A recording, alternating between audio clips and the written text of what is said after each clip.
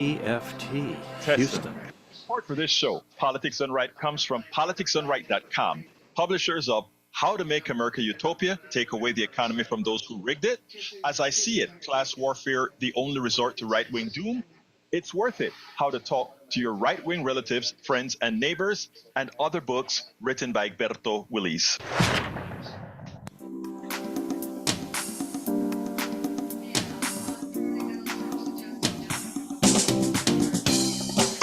Welcome to Politics Done Right. My name is Egberto Willis, your host. Good morning, Houston. Good morning, Texas. Good morning, everybody. Can you hear me, Jack? Testing, can you hear me? Well, Yeah. great, folks. How is everybody doing this morning? We are going to have a great show for you today, folks. We are going to have a great show today. Anyway, good morning to wherever our signals get to you, whether it be Northeast Texas, Southeast Texas, Southwest Louisiana, Northwest Louisiana, every nook and cranny receiving our 100,000 watt transmitter. Folks, remember who did that? You did. Anyway, before we get any further, let's throw it to the studio. Good morning, studio. How you guys doing this morning? Well, so far so good. The tin cans and string are holding up. And let's see what else is going on. I spent the weekend celebrating my granddaughter's birthday. Yay! All right. This is my youngest. She's 10. And the oldest is like 18. And she owns the world. It's her world. She's just letting us live in it. She has good self-esteem. A little too much self-esteem, if you ask me. But, she's a teenager. What do you expect? So it was a good weekend. Spent the weekend configuring our country music server, which we have on HD3, which is really pretty cool. A lot of people are starting to listen to that thing. And wow. Yeah, it's HD3 if you want to listen to it. It's classic country, wall-to-wall classic country, no commercials, just good stuff. I mean, we have Ray Price, we have Willie Nelson, we have... when was the last time you heard a Willie Nelson song on one of the country stations here in town? You don't. Yeah, you don't. The biggest country star in the world, Willie Nelson, and they don't play his music. Man. They don't like his politics, man. I don't know if you guys know that. They don't like his politics. I love the brother and his biodiesel. Yeah, I mean, they put the cats on like Jelly Roll, who's like country hip hop. And I can't warm myself up to country hip hop. It just doesn't sound right. So anyway, to the competition, you've got some competition coming. Yeah. All right. So did you program a whole 24-hour series or what? Yes, it is 24 hours a day, 7 days a week, wall-to-wall classic country, Ray Price, let's see, Willie Nelson, Charlie Rich. When was the last time you heard a Charlie Rich song? Yeah. It's Charlie Rich. The whole gamut of classic country artists. I mean, we even go back to the 40s for Hank Williams and some of the other people back in the 40s. And unfortunately, there's some yodeling songs on there too, which I don't really get into, but that's not my bag. It might be somebody else's bag who's listening. But we would appreciate it if you tune into Classic Country HD3 at 90.1 FM. Yeah, so you just, as long as you have a digital radio, you can pick that up easily, right? HD radio. HD radio, yeah. That stands for hybrid digital, in case it doesn't stand for high definition radio, which I thought for years that it did. It stands for hybrid digital. And 58% of the new cars have, or 58% of the cars right now have HD radios in them. Oh. I mean, they listed off a whole long list of, radio car manufacturers that put the HD radios in. And even some of the economy class cars now have HD radios. So the audience is going to grow. And I think you'll be very happy when you tune in and listen. Now, Dr. John listens. Dr. John in the morning. Yes. He was telling me, man, I've been listening to your classic country station, and I really love it. You've got some really good stuff on there. Well, I said, well, I worked in country radio for a number of years, so I kind of know the music. And I'm just very happy to bring in. We got Johnny Paycheck on there. Also, like I said, Charlie Rich, David and Allen Coe. yeah, George Jones, George Strait, David Allen Coe, Nitty Gritty Dirt Band. I could just list off 3 dozen artists that are on that station. It's not the same 200 songs you're going to get somewhere else. And Right. there is another classic country station in town. They're with 93Q HD3, and they're a good station, but they only play the 90s stuff. They don't really go back that far. So we got Merle Haggard, Waylon Jennings, some Waylon Jennings stuff from the 50s. So I think that you'll really enjoy this classic country station. And Well, all listen in. three of our stations are put to work now. All three of our signals are working now. Oh, we can have a fourth one too. We just don't know what to do with it yet. Oh, I have some ideas, but we can talk about that later. That we can. And speaking of ideas, Jack has some wisdom for us this morning, so we'll redirect here. All right. This is about the vote. You know, we only got like a month left to get registered to vote. So, you know, your vote in this election is the most important vote you may ever make. Your choices are authoritarian rule, where one man decides the fate of America, or democratic rule, where the people decide the fate of America. That's what it's coming down to. Oh, yeah. And, you know, they're saying, well, Donald says, I'm the only one that can save America. I don't think so. Kind No, of like not a Hitler chance. saying Not a Germany. chance. No, this guy, he's becoming more and more unhinged as Kamala climbs up his tailpipe. So, It, yep. And we well, got the debate this week. and it should be interesting. I mean, the debate will be as successful as the people who ask the questions, but too often they defer to Donald Trump and not ask him any substantive questions. Just ask some silly stuff. So what I'm hoping is that Like, what is your Kamala name? Harris. Yeah, I know. I hope what she does is It's redirect stuff he would know. questions. Yeah, It's stuff he would know. What did you have for breakfast this morning? yeah. And how is this going to help the American public? You know, what kind of car do you have? You know, was your most exciting trip to Disneyland? This is the kind of stuff they're going to ask him because he's an idiot and he can't answer any real questions. That's why we're But hoping that he does that they ask the questions the right way. But we'll see. I mean, I was watching Morning Joe this morning, and they were almost teasing the interviewers to do the right thing. It's like, guys, go do the right thing, or otherwise we're going to talk about you. But I don't know that anybody cares. play hardball. I mean, you Yeah, know, they're going to play hardball with her. You yeah. can bet they will. But they know when they, you know, here's a nice little lob for you there, Donald. You should be able to answer that one. What is your favorite McDonald's menu? Yeah. Yeah, Like, I okay. tell you what, there was a question that they asked him about what specifically you would do for childcare. His answer was childcare is childcare. And then he said a whole lot of other stuff that made absolutely no sense.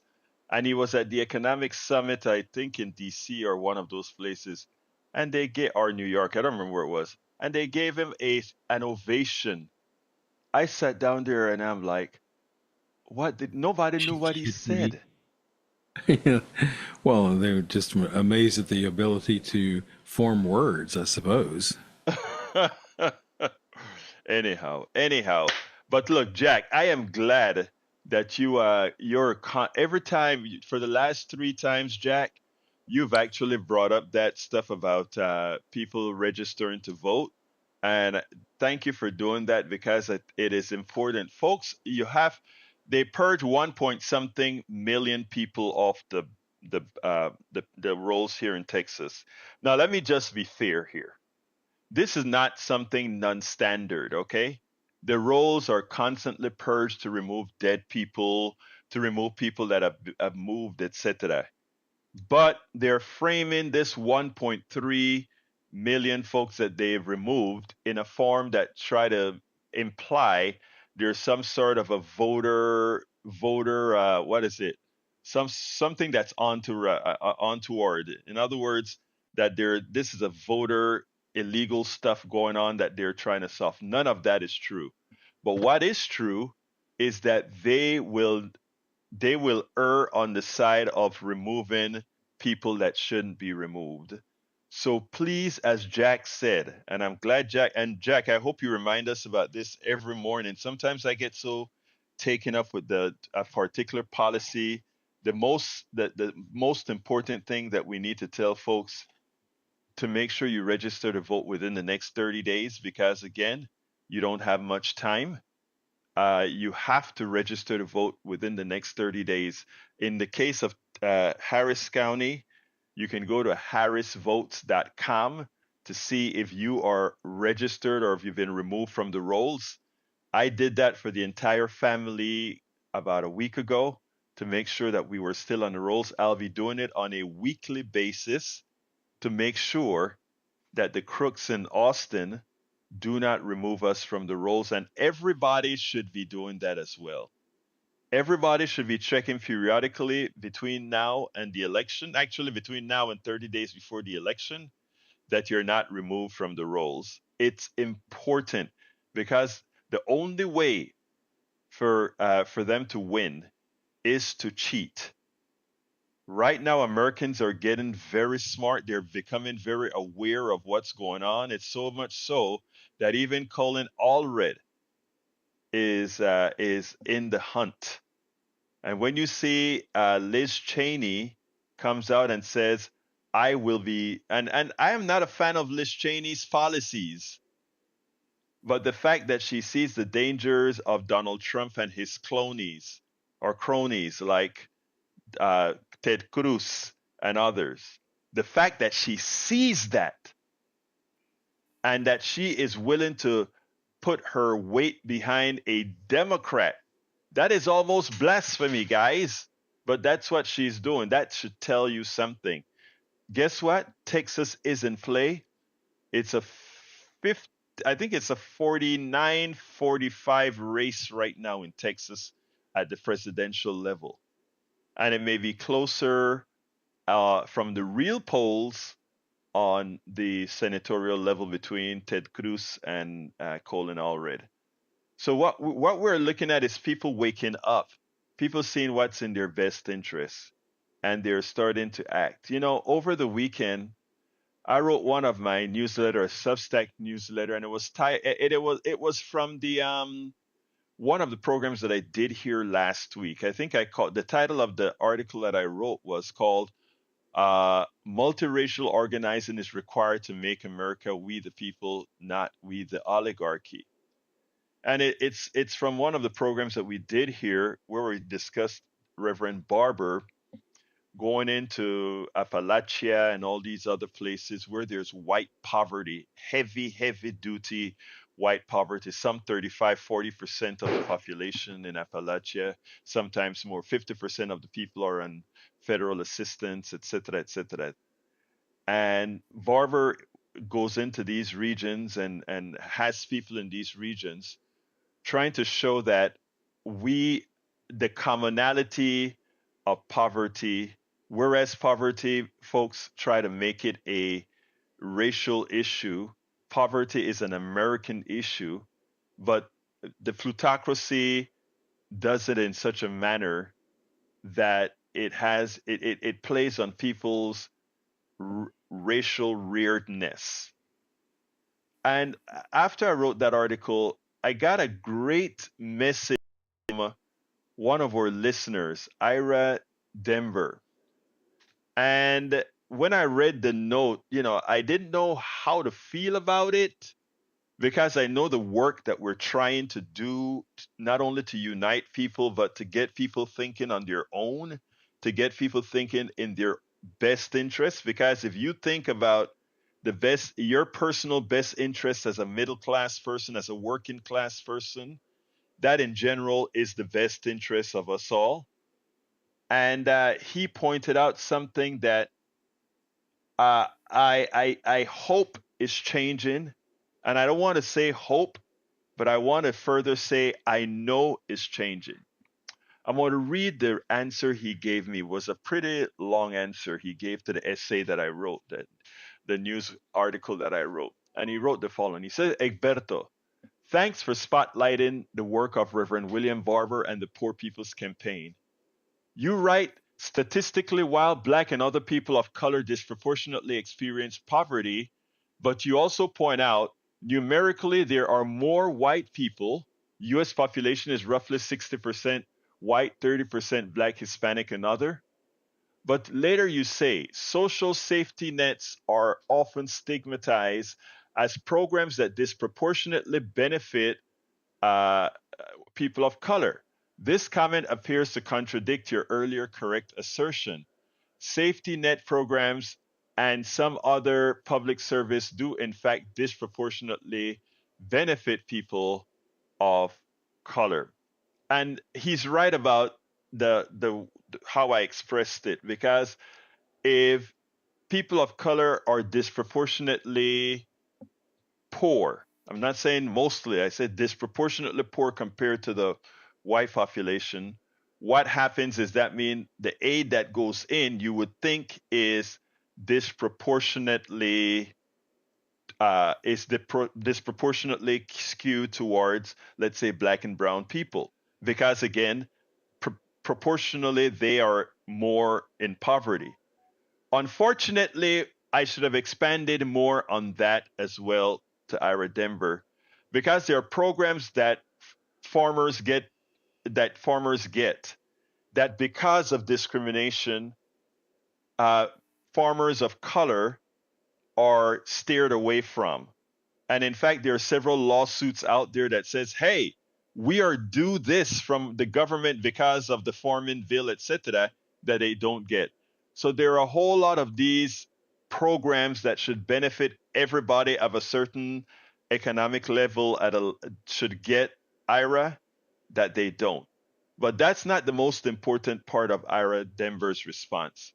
He says, if white benefits more because they are numerically more impoverished whites, then shouldn't we point this out to white people? Problem solved? Not so fast. Ira was being tongue in cheek there, and let me explain why. He says, racist hatred is so deeply ingrained, whites would rather cut off their nose to spite their face than concede any perceived advantage to black folks. Evidence, and he brings out the evidence now. And this is what he says. But I want you to, I'm going to make a positive comment after his forced links here. He says, the notorious swimming pool trend. Community pools used to be a centerpiece in many communities. But faced with laws to end racial segregations, towns drained their pools and filled them with dirt, even though numerically white families benefited much more from those pools. He also pointed out, number two, a Virginia school district closed its entire public school system for 5 years. Same reason. Yes, it disproportionately affected white students, but again, as he says, people would cut their nose and spite their face. The third example he gave, the town of Cairo, Illinois, home to many thriving businesses, dwindled to almost a ghost town for essentially the same reason. It never recovered. Rather than have desegregation, they decided to just let the businesses go under. Arguably, most significant of all, this is still from IRA, Congress never adopted universal health care because white racists saw it as given to black folks, even though, you guessed it, whites would benefit much more. Sunday morning is often called America's most segregated hour because churches can't be forced to integrate. Thus, you say, he's talking about what I say, addressing poverty, healthcare, and labor rights without confronting the racial divisions that undergird these issues limits the effectiveness of any progressive movement.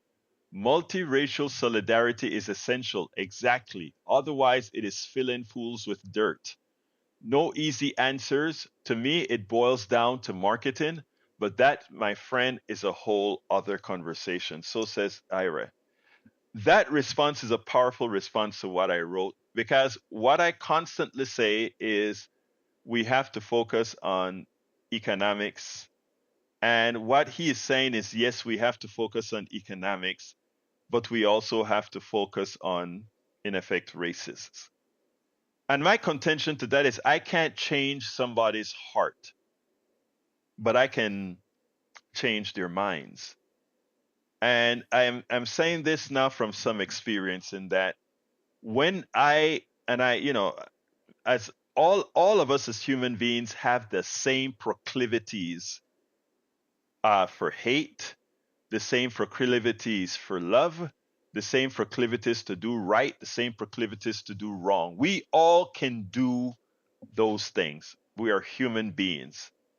A lot of how we react is about how we were reared, how we grew up, the environment that we were in. And in order for me to tell Joe Blow to change, as a human myself, and knowing that I've had many of my own prejudices, being able to say how you overcome those prejudices gives one title to talk to others on any other prejudice. And what I mean is the following. I said we cannot change somebody's heart per se, but we can create laws that govern how our economic system is going to work. And if we look at what Bernie was all about, Bernie Sanders, that is when he tried to stay away from race for the longest time and simply work on economic issues. That is what Bernie was saying, in contrast to what Ira was saying, and in effect to what I say many a times. If we have the laws and we have the right economic system, we can spend the time to change the hearts. Which come first? The horse or the cart? The egg or the chicken? Or do we have to do these things simultaneously? We don't have the time to do them simultaneously, is my contention. We have to have the economic system and we have to have the laws. And then we can work on proving to everybody that, you know what? The racial divide is a figment of the plutocratic system.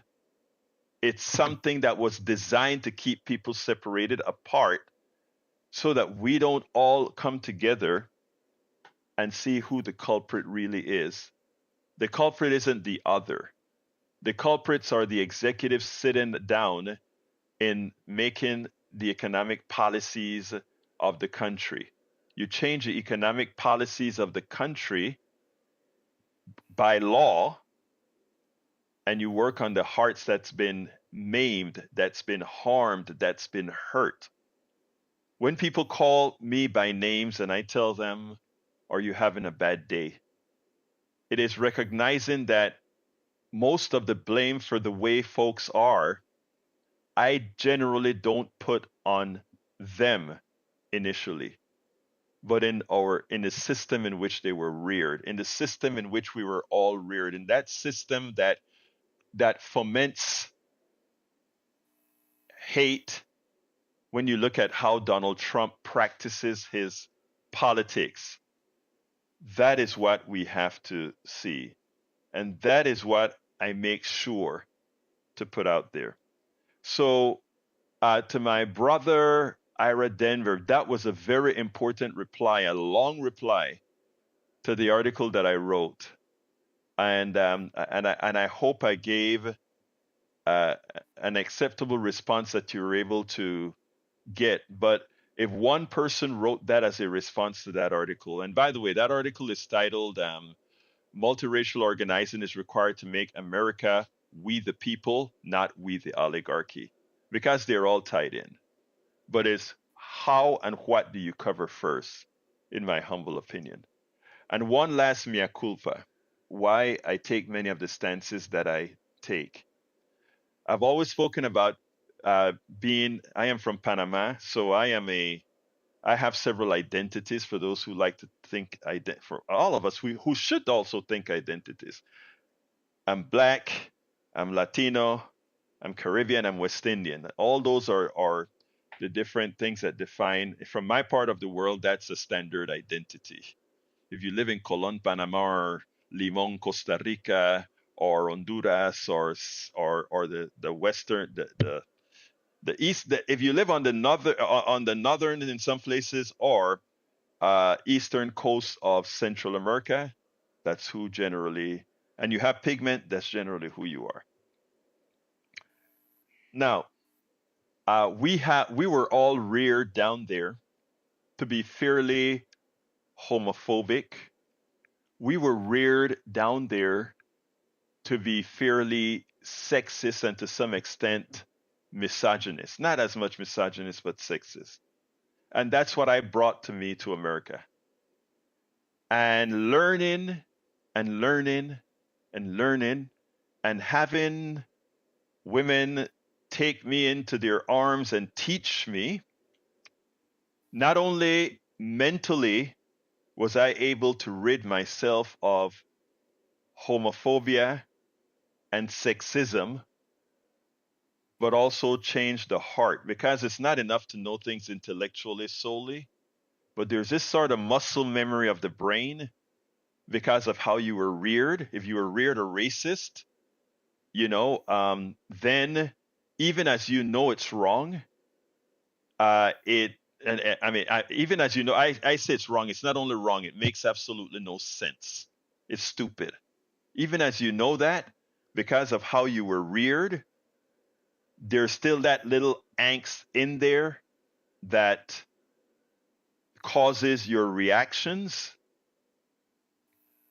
When you go and embellish yourself into that which you feared, or that which you were ism against, racism, sexism, homophobia, whatever, that solves the problem. In my case, being around, working where women were leaders, I'm talking about strong women leaders, working with them in these different groups that I've been a part of, that not only solved my issue with, on a mental part, racism, my sexism mentally or intellectually, but it also solved it from the heart. That now it's not even a thing when I think about women leadership, when I think about being subjective to women or whatever. And the same with homophobia.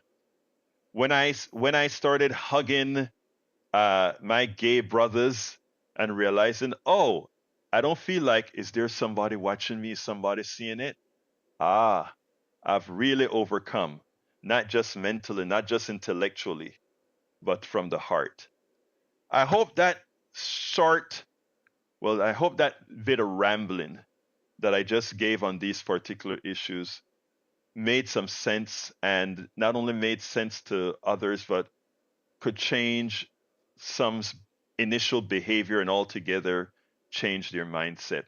Anyway, we're going to start taking calls, my dear brothers and sisters. I have videos, but if we don't get to it, you know where to find it. politicsandright.com/newsletter, politicsandright.com/newsletter. Please give us a call, 713-526-5738. Again, that number is 713-526-5738.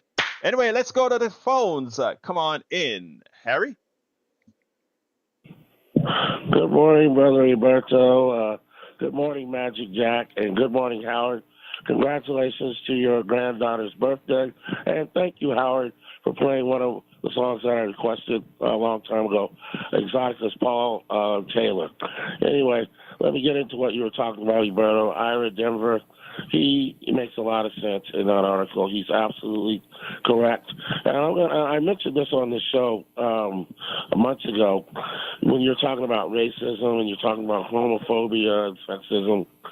All those things are taught. And I'm going to go back to Empire Strikes Back, that movie when Yoda was teaching Luke how to be a Jedi Knight. And when he says in there, on that planet, or Yoda's planet, where he was teaching them, you must unlearn what you have learned. And Roberto, you unlearned what you learned about gays. That's why you learn to love on everyone, and no matter what their situation is. You know, people's ideology, you can unteach that racist ideology. You can unteach the homophobia or sexism ideology that that people have. And I think, Roberta, you do reach people when you do these monologues, and you're trying to show people. And like Ira was saying in there, they don't want. There are people, unfortunately, there are white people still in this society who feel they're losing something, and they don't want a multicultural society. But they can be taught to unlearn that and be more accepting, because they feel like if a person of color, like a Barack Obama, for instance, is in a position to make a policy and law to enforce policy that's made by the Congress, they feel the racist ones feel that there's something wrong having a person of color make decisions on their lives. And they can unlearn that and learn to just treat people how they are. Now, I'll mention one other thing about Kamala Harris and the criminal, Donald Trump. The only thing I mentioned this to Dr. John last week and Mike. The only thing I'm worried about in that debate, when they have it, the mics will be turned off. So when Donald Trump tells those lies, it's going to be difficult for Kamala Harris to refute the lies, because she's going to have to answer what the moderator's asking her. So she won't have time to go into that. And I don't think she should have agreed with the mics being turned off the way. John, can I say something to you, Harry? Harry, let me just say this. I learned one thing with these debates, right? No, she can give a quick answer to the moderator and immediately segue to hit Trump. And when I say hit Trump, to correct Trump. I think, in my humble opinion, what I think she should do is give a short answer to the moderator, give a short retort to whatever it is that Trump said that was a lie, because everything he says will be a lie, and then immediately start telling Americans what she's going to do as president. That would be my tact, but we'll see. Exactly. And just be succinct, precise, make sense. So then Trump, when Kamala addresses him, then Trump will become unhinged. He'll become emotional, because he knows what he's saying is true and factual, and that he's lying. So hopefully this will be able to pull all that off. I hope so. Harry, my lines are completely full, but thank you very much for your insightful information, have a good brother. rest of the day, and I'll enjoy the show. Thank you, brother. Peace. Let's go to Brother Tag. Hi, Egberto. Good morning, sir. Talk to me, my brother. I heard you talking about change this morning. Is that correct? Kind of how change happens? Sir. Yes, sir. It made me think of this. So often, change is kind of an organic thing. It's going to happen regardless. But when the government gets involved, or when you have these other things that get involved to make changes, what we're doing is making the changes faster, and also making them last longer, because they're done hopefully in a better way. And I thought about the going to electric cars. The government doesn't need to be involved with that. That electric cars are going to happen regardless. But the government is doing that so that it happens faster and it works better. And I think a lot of times when the government gets involved with it, or when there's other civic organizations that get involved, that's why, is because people can see, this is a change that needs to be made, and we're going to get involved to try to help propel it forward and try to get it done in a better way. And that's kind of what I got out Tag, this morning. I am so glad that you said that, because you're absolutely right. The economic system is not designed to make changes unless there is first a profit motive. But there are some changes that cannot be made because initially there would be no profit motive. If you look at the amount of technology that was developed going to space, right? A lot of that technology was then made into profitable industries. But if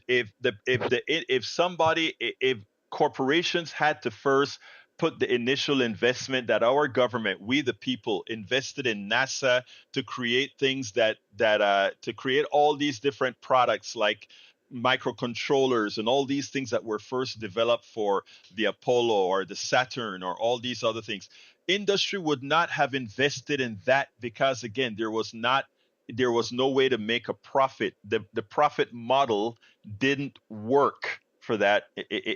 For that, as you said clearly, speed it up, right? We would not have gotten to the moon in 10 years if we depended on profit-based technologies. So you nailed it, Tag. You nailed it. It's the same thing with these electric cars. Right. You know, the government supporting the movement of electric cars is going to develop that technology a lot faster, and we're going to have a lot better batteries, not only for cars but for everything. It's going to really come around a lot faster because the government's behind it and helping. And these people that don't want that change, well, it's like, guess what? Their kids or their grandkids, that's going to be the normal technology for the coming generations. And these people that are dragging their feet right now don't understand that. They can't see it happening. All they can see is change, and they don't want it. So I think that was the biggest thing, is a lot of people don't want these changes, but they can't hardly understand that this is the best thing for them. You know, it's like taking your cod liver oil, you know. Yeah, but you know what is interesting? It's not that there are people paid to make it nebulous to them, Tag. I mean, there are evil folks out there that are confusing the people that are voting for Trump. That's not just selfish people thinking about, I'm going to get a tax cut. There are people who actually believe in what Trump stands for, because there are people in leadership who would have them believe it is okay for them. I had one of the videos that I'm supposed to play today that I probably won't get to is titled "How Trump is Shafting His Own." Right? That's a paraphrase, but Trump is worse for MAGA than he is for the blues. And why? Because MAGA in general are poorer. They're poorer. They're sicker. If you take a look at the stats, and we put that out in the statistics, etc., Mississippi, Alabama, Louisiana, all these places that are strong MAGA are the places that are less educated, make less money, have poorer health care, have worse outcomes. That is his following. And all the policies that comes with Project 2025 are the policies that he has instituted over that time hurt those people more than it hurts the rest of the country. But who's telling? Fox News is not telling them that, but that's who they listen to. So we are hopeful that we can penetrate some of that base to get to them. But Tag, I'm full and I got to go to Johnny. Anything else real quick? I think what I'm hearing is that a lot of these people are like, if you put them out in the woods, and what would they do? They'd go around in circles. Yeah. It's just, and they're lost. Absolutely. Lost. Absolutely. Oh. Thank you, Brother Tag. Let's go to Brother Johnny. Come on in, Johnny. Good morning. Do you remember back in the summer of 2009? I don't remember if you were in America yet or if you were in Panama, if you saw the news footage. After the ceremony, after Michael Jackson died, and they had a camera outside, and they showed this couple, this mixed-race couple, young couple. I think it was a young white girl, maybe a young black girl, and a Latino gentleman. And they looked so profoundly, deeply saddened, as if they just lost a member of the family. And my heart went out to them. And as they're walking alone together on the sidewalk, there's a police officer, a white police officer nearby, just standing by himself, guarding or whatever. And he could see them. And she glanced at him quickly, and then they averted their eyes because that's the last thing they wanted or needed to see. And I thought to myself, I wonder where the humanity is in that policeman. Did he feel any humanity towards them at that moment? I would have liked to have been a reporter out there to follow him down and track him down and have a one-on-one with him like you do with these callers. That's what I would have liked to see. Because even though you say we can't change, how did you say you want to change their mind, not their heart? Is that what you said? No, what I said is that I can change their minds. I can't change their hearts. right? The heart, or I shouldn't say I can't change your heart. Changing your heart takes so much longer. I mean, and I use myself as an example. I learned on a trip to China. I learned how wrong and stupid I was for being a homophobe. But I still couldn't hug a gay guy and not look over that gay guy's shoulder to see if there's somebody looking at me who may think I'm gay. Now I can hug a gay guy and not give a damn who's looking at me hugging the gay guy. That's how I know I extricated the evil outside of me, not just intellectually, but from the body itself. I've got a similar story to share with you. When I was volunteering at KPFT on a regular basis, it was late evening. This is after one of Otis's talk shows. Mm-hmm. And I was sitting in the lobby reading a magazine during a break, and one of our other volunteers who was filling in for him, he was a gay gentleman, and one of his friends showed up for a visit, and they hugged in the lobby. And I had a visceral reaction that was icky, I should say, and I immediately felt embarrassed I felt embarrassed and I felt ashamed that I had that physical reaction, even though Mm-hmm. I'm totally okay with LGBT community. Right. And that goes to show you, I think you're correct. We are very complicated individuals, and it's funny how we incorporate these things that we're taught on both the subliminal as well as the obvious, Exactly. the overt level. But you know what? We have to be honest about it, right? Like that's why when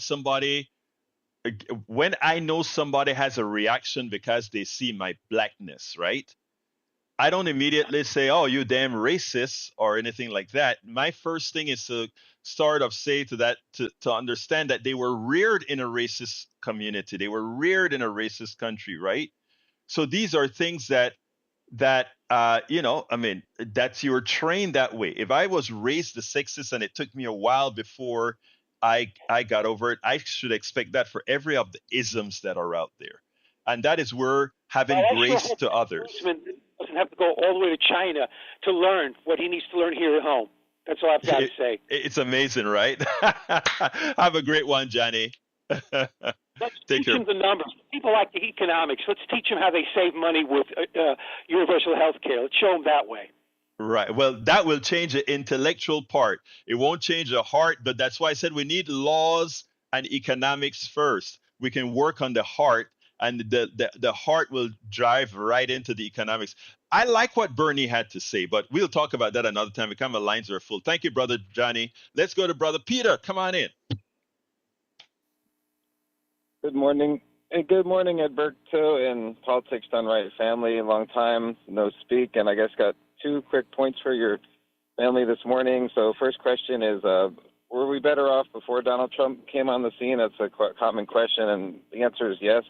Egberto, I'll let you respond to why I think we were, because something called a doomsday clock, and since Donald Trump arrived on the scene and he took power, we started getting closer to that countdown to doomsday, which is a clock which measures how close we are to a nuclear war breaking out. And it was about 3 minutes before he came on the scene, and since then you can look up the facts on this one. It's from the Union of Concerned Scientists, and now it's down to about 90 seconds. So it ticked down 10 seconds since Biden got in there with the Ukraine, but it went down about 1.5 minutes, and that's because at the time Donald Trump was without any friends, and his wife disowned him, and his only friends were Putin and dictators like Kim Jong-un. So I'd love to hear your response to that. Like, do you agree with that statement that we were better off before Donald Trump arrived on the scene?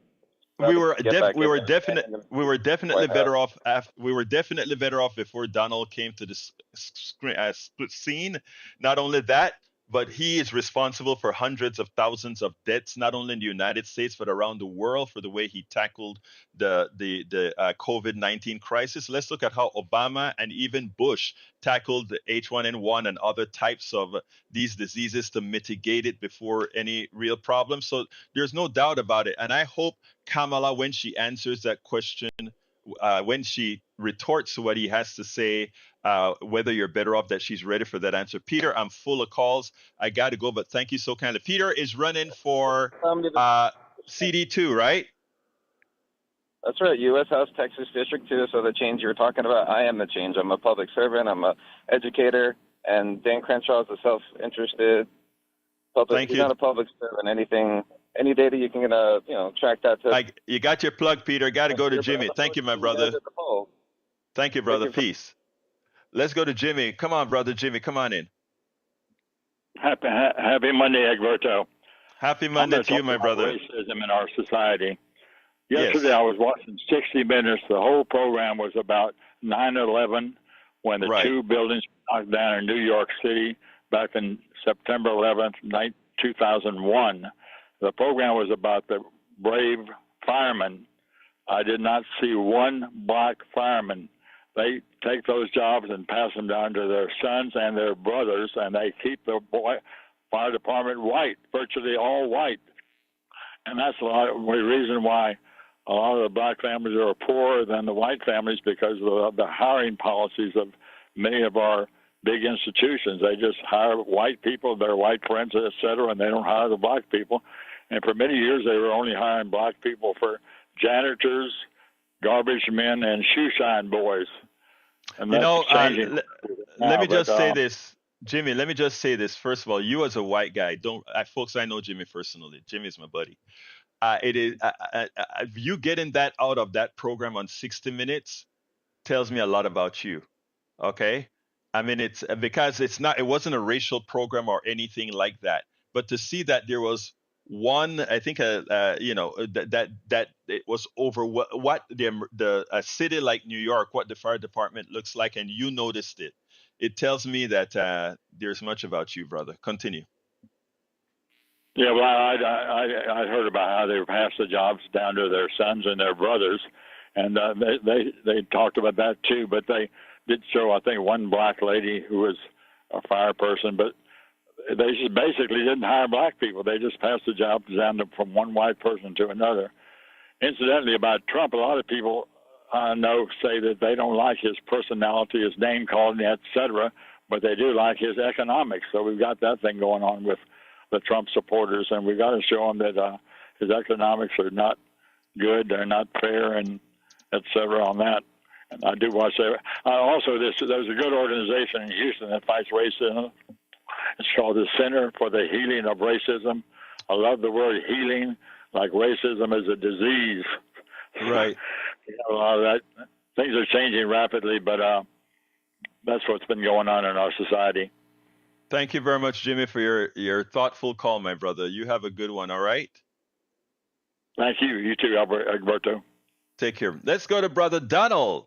Now, what are we going to hear from my MAGA brother? Love this dude. Talk to me, Donald. Good morning, Mr. Grinch. How did it feel when your heart grew 10 times in one day? Because it's so much easier to look at numbers and escape and hide into an alternate reality than it is to come to a real reality with a heart. When you took those blinders off, how did it feel, Mr. Grinch, when your heart expanded? And it was taught by a child. Isn't that the saddest part? Let me tell you something, okay? Whenever I always feel, I like to learn, right? And first of all, let me just answer the question directly. Wonderfully. It felt great. Yeah. It felt liberating, to put it bluntly, because that was one less set of humanity to have an issue with, right? It was like, wow, because what we learned. Welcome aboard, Melanie Keelan and Paul Fleming. What we learned is there's some reason to be able to treat these others like the other. Here it is. I am a guy that many times in America is treated like the other. It was liberating. So that's the answer, Donald. But I gotta let you say one thing quick before I move on. Real quick. This is the thing.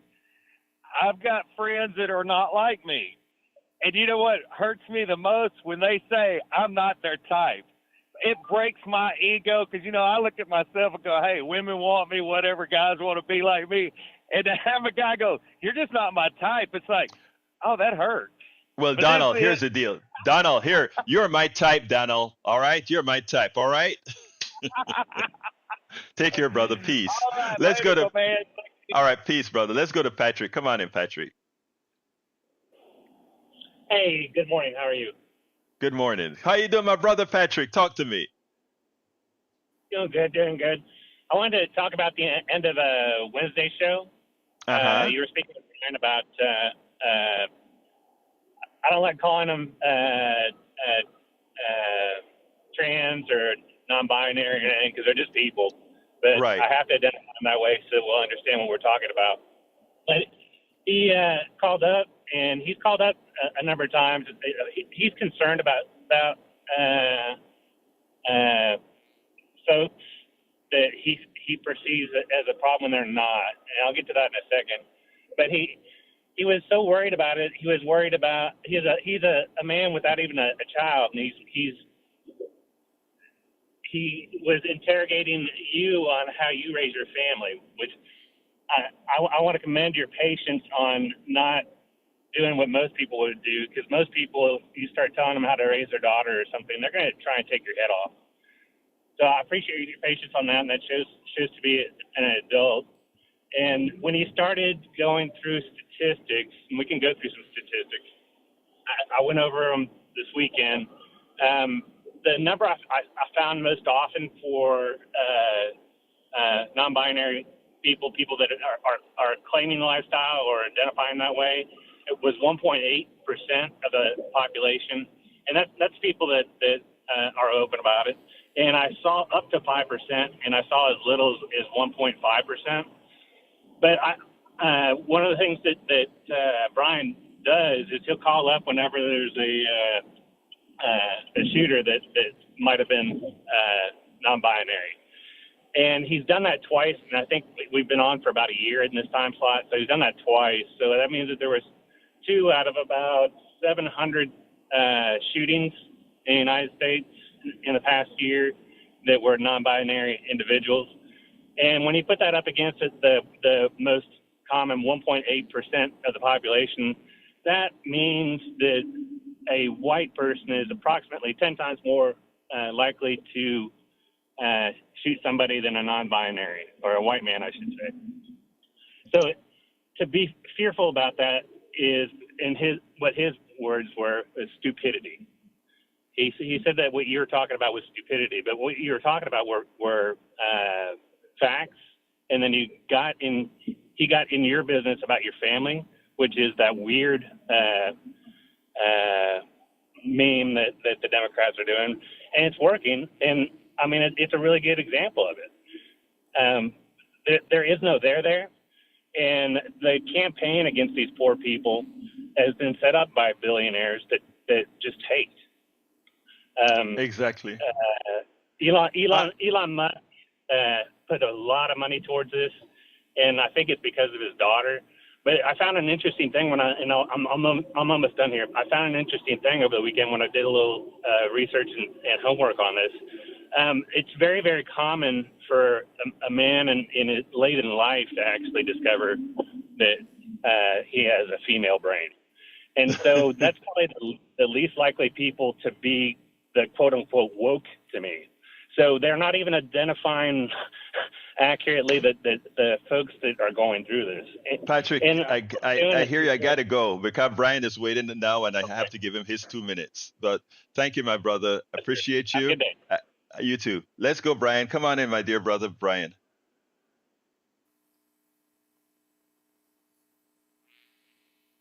You're Okay, on, you Brian. there?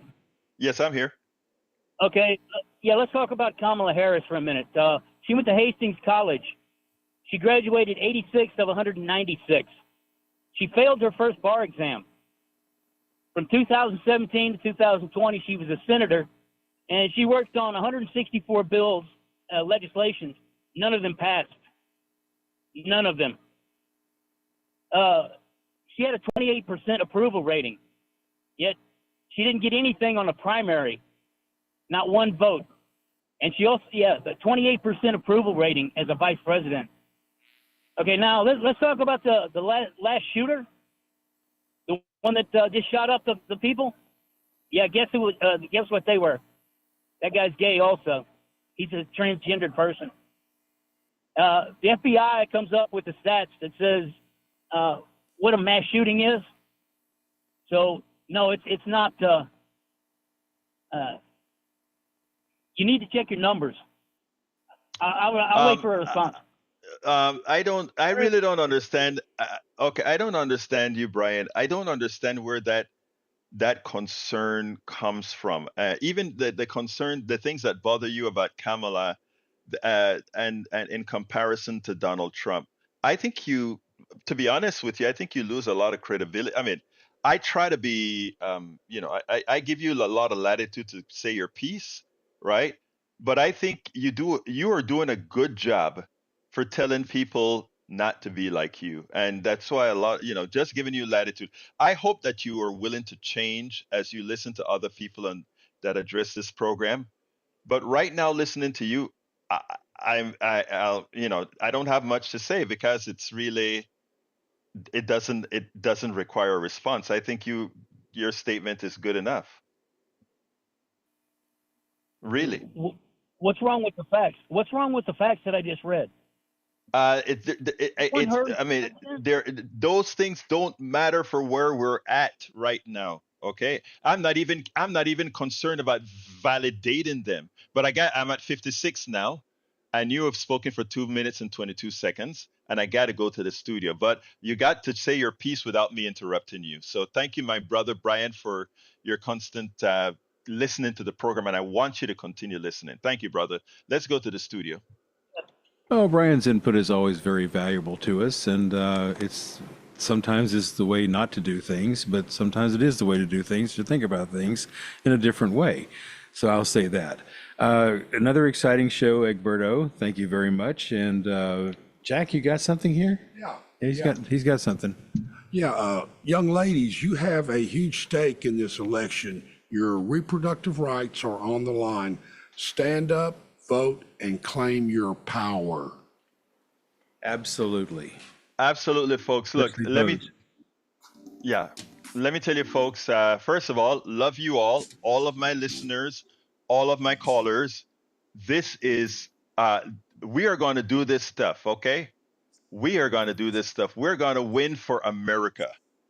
Anyway, remember the videos for the show is at politicsandright.com/newsletter, politicsandright.com/newsletter. My name is Egberto Willis. This is Politics and Right, and you guys know how I end this baby. I am what?